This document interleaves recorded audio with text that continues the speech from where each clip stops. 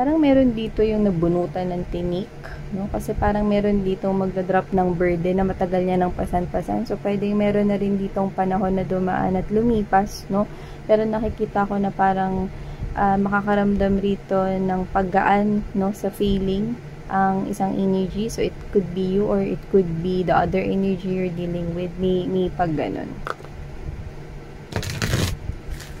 Oh, and this is someone here who could be in love with you.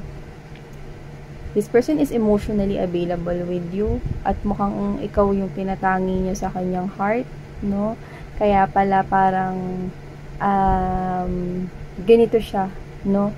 Na parang nakaramdam siya rito ng paggaan, no? ng pakiramdam. So, pwedeng nagtalo kayo, nag-away kayo, tas okay na kayo ngayon, or parang kinakausap mo na siya after so long na hindi mo siya kinakausap, no? Parang there's, parang nakita ko ng maliit na liwanag, no? Tas madilim, tas maliit na liwanag, no? So, pwedeng nagkaroon siya rito, binigyan mo siya rito ng maliit na pag-asa, no? Parang kahit maliit yun, binigyan mo pa rin siya rito ng pag-asa. Kasi may pag-drop ng burden, eh. So, tingnan natin. Pero to the point na binanggit ko yung maliit. Parang hindi yung sapat. Ganun yung nakukuha ko rito. Parang may takot pa rin tayong nakukuha sa energy ng kung sino man ito. Pero tingnan natin. Kasi kumbaga sa 50-50, parang di umabot ng 50-50 eh. Yeah.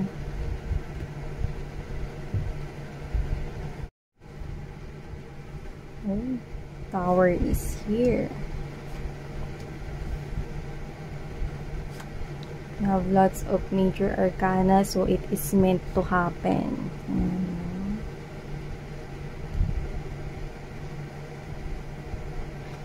Ano ko ako rito? Parang may switching ritong nangyari, no? May pagpapalit rito, no? At yun yung meant na mangyari rito.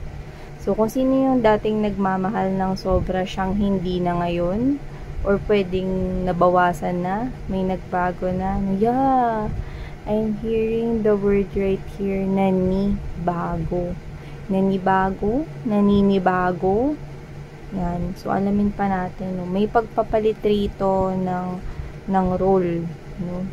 So, kung sino dito yung dating nagmamahal, siyang hindi na ngayon. At kung sino yung malamig dati or hindi nagpapakita ng sobrang pagmamahal, ay siyang nagbibigay ng sobra-sobra ngayon.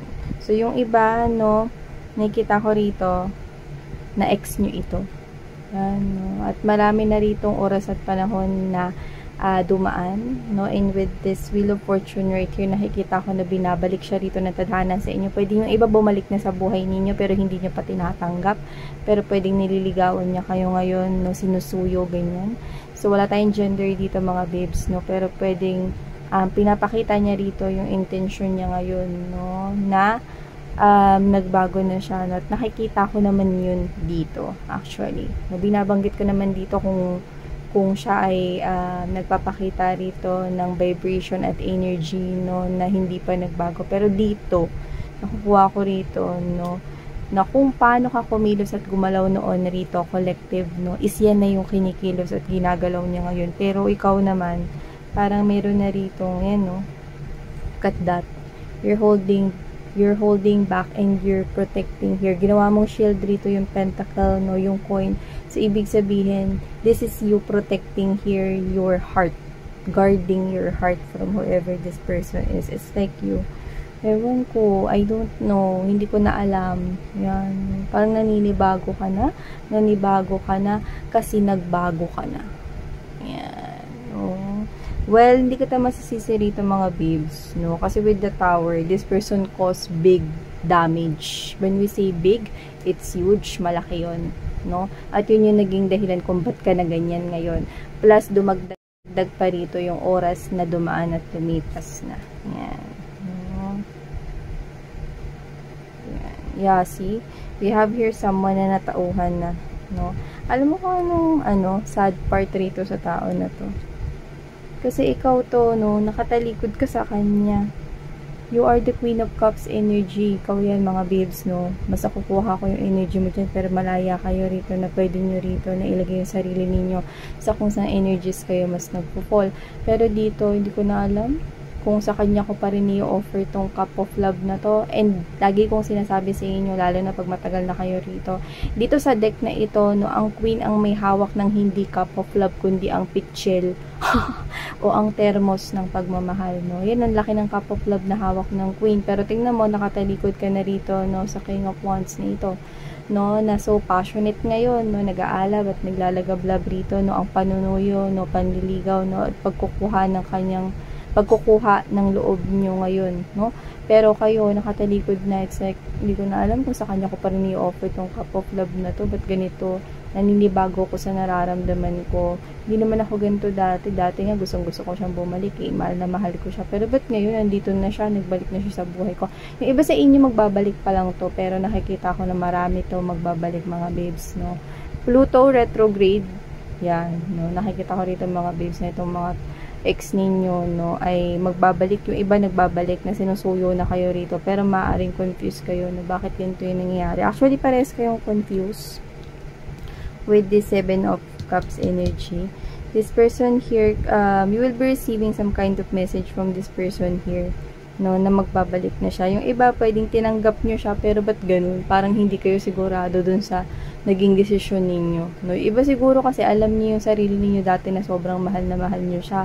So, akala niyo ganun pa rin. Pero to the point na nagbago na kayo. Kasi may pagpalit na nakita ko rito, parang may nag-exchange kayo rito, no? May parang two blurred na parang smoke na nagpalit rito, no? Nang parang nagpalit kayong sitwasyon, nakita ko rito, no? To the point na akala mo mahal na mahal mo pa rin siya, willing ka pa rin talagang tanggapin siya sa buhay mo, no? Pero tingnan mo, close off ka na rito. It's like, hindi ko na alam kung sa kanya ko pa rin gustong ibigay itong pagmamahal ko na to, itong pitchel of love ko rito, no? But this person right here, naguguluhan rin siya rito na natatakot, kasi alam mo yon, nararamdaman ka niya na parang wala ka ng amor sa kanya, no? Hindi na ikaw yung dating ikaw, pero nare-realize niya rito na yun ay dahil sa kung ano yung nagawa niya sa buhay mo rito. It's something chaotic right here with this Tower energy.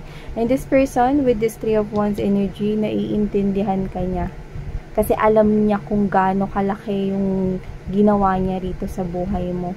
Yun ang naging epekto, no, sa kung ano ang nararamdaman mo sa kanya ngayon, no? Nakikita niya rito, para dun sa mga tatanggap sa kanya, kasi susubukan ninyo no, na itry ko mag-work out pa to relationship ninyo, pero kayo to, no, na dun pa lang sa mga first week, or dun pa nga lang sa first day na tinanggap mo siya, ba't ganun? Ba't hindi ako ganun kasaya? Bakit parang hindi na ganun yung pagmamahal ko sa kanya? Bakit parang bakit parang ayoko na sa kanya? Exactly. It is because nagbago ka na. Yan, naninibago ka kasi nagbago ka na. Nagbago rin siya, no? Kasi natutunan niya rin mga lessons rito, no? Pero tingnan mo, hindi na kasi mga babes, no? Naghilom ka na kasi, nasasaktan ka kasi dati gusto mo siyang bumalik sa buhay mo, no? Nung natuto ka rito na mamuhay mag-isa, nang wala siya sa buhay mo, no? Dito, mas naintindihan mo mga babes, yung kahalagahan ng sarili mo, na hindi mo iasa sa kanya yung happiness mo, yung mga achievements mo, na hindi ka magiging successful kung wala siya sa buhay mo noon yun. Pero nung natuto ka rito, no, nang iniwan ka niya, or nang nangyari tong separation na tong tower moment dito, okay, natuto ka rito na mahalin yung sarili mo at kumonek rito, no, sa yung spirituality. So, nakikita ko rito, no, na medyo close off ka sa kanya, pero yung iba sa inyo bibigyan nyo to ng chance, no, pero yung iba na hindi nyo bibigyan ng chance, no, susuyuin niya kayo, pero ba't ganun walang dating? Ba't ganun parang wala akong maramdaman? Yan, no. So, yung iba, sinusuyo pa rin sa ngayon, yung iba, no, babalik pa lang ito, susuyuin niya kayo, no, nagbago siya, daladalin niya na rito, no, yung mga spiritual lessons na natutunan niya rito, no. Kayo kasi, mga babes, para dun sa mga tatanggap, ang inisip nyo kasi rito, sige nga, subukan ko kung talagang mag-workout pa to relationship na to. Kasi kilala mo yung sarili mo, alam mo sobrang mahal mo siya noon eh. So, tinitingnan mo dito kung ganun. Pero ba't ganun? Marirealize mo na, ba't parang hindi ako sobrang saya? Yan. Ba't nung nakita ko siya? Dapat, alam mo yun mga babes eh, parehas nyo ini-expect. Ikaw ang ini-expect mo pag bumalik siya. No? Sasalubungin mo siya, no, ng yakap, no, ng iiyak ka, yung ganun, no? Yung parang i-welcome mo siya with open arms, no? Ganun din yung niisip niya rito, pero parehas kaya ritong nanibago. Kasi nung makita mo siya, at kapag nakita mo na siya, na wala kasi ditong time period mga babes, at saka general reading to eh. Kasi pag nakita mo siya ulit, parehas din yung expect yun. Pero, ang nakakaloka dun, no, ikaw to na ba't ganun? Parang hindi ako masaya na makita ko siya ulit.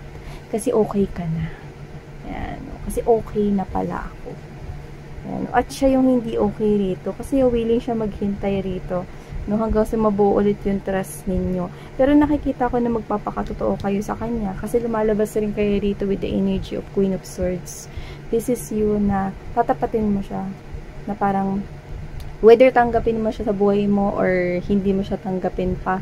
No, pero ongoing yung panunuyo niya sa'yo. No, magiging totoo ka na parang, alam naman natin na matagal kang nawala at alam naman natin kung ano yung ginawa mo noon, no? At hindi natin mabuburay ng basta-basta sa nakaraan, no? Lalo na sa isipan natin, lalo na sa isip ko, parang ganun ka, no? At gusto ko rin maging malinaw sa'yo at maging totoo sa sarili ko na hindi ko alam kung mahal pa kita, hindi ko alam kung nabawasan or nawala na. So yun yung masakit na parte, pero nagpapakatotoo ka lang. Which is yun yung magandang part dito, no? Queen of Swords energy. Kasaktan siya dyan, no? Dyan sasabihin mo, no? Feels like madadown na siya, mapifeel down na siya dyan, no? With this Four of Cups energy. Dito, literal na pwedeng nireject nyo na siya, yung iba, o yung iba pwedeng mararamdaman niya na agad na papunta na talaga sa ending to. Na wala na rin patutunguhan to. Pero ang sad part, hihintay pa rin siya. Kahit alam niya na parang tagilid na talaga tong bangka na to. Na wala na talagang patutunguhan to. See?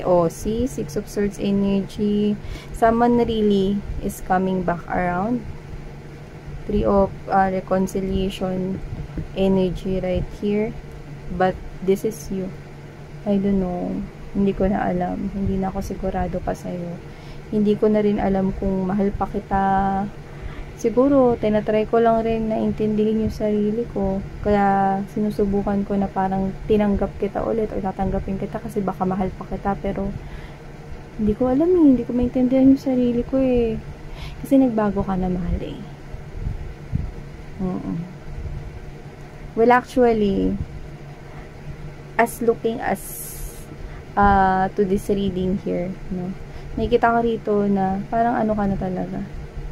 Parang kayang-kaya mo na talagang mabuhay nang wala siya. Maybe this person here once became the love of your life.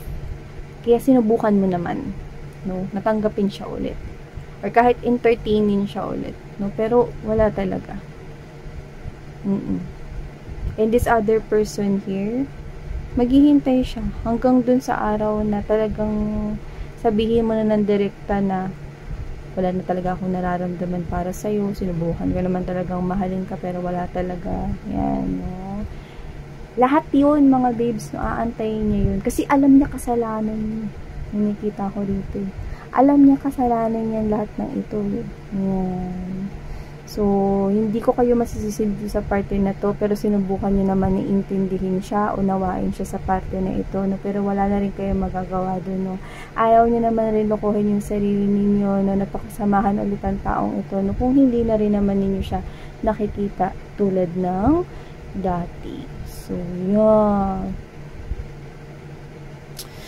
Well, mga babes, yun, no? Para sa mga hindi ito nakikitang paparating, dahil moon is really the first strongest energy in here, nakikita ko rito that this is what is about to happen. A lot of you, most of you, mga babes, no?